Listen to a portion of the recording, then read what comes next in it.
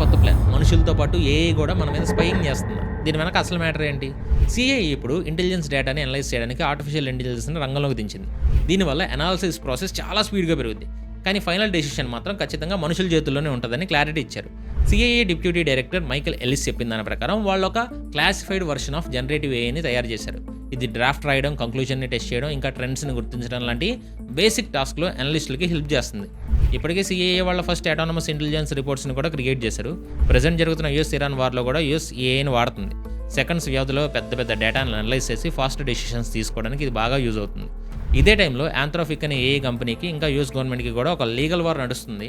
వాళ్ళ మోడల్స్ని lethal attacks కోసం వాడకూడదని కంపెనీ కండిషన్స్ పెడితే యూఎస్ దాన్ని సప్లై చైన్ రిస్క్ అని చెప్పి బ్లాక్ లిస్ట్ చేసేసింది. చైనాతో టెక్నాలజీలో పోటీ పడడానికి సిఐఏ ఇప్పటికే 300 ఏఐ ప్రాజెక్ట్స్ని టెస్ట్ చేస్తుంది. ఇందులో ముఖ్యంగా లాంగ్వేజ్ ట్రాన్స్లేషన్, ఇంకా లార్జ్ డేటాబేస్ని కూడా ప్రాసెస్ చేయడం మీద ఫోకస్ చేస్తున్నారు. మొత్తానికి సిఐఏలో ఇక నుంచి ఏఐ ఒక కోవర్కర్ లాగా పనిచేయబోతుంది. చూద్దాం.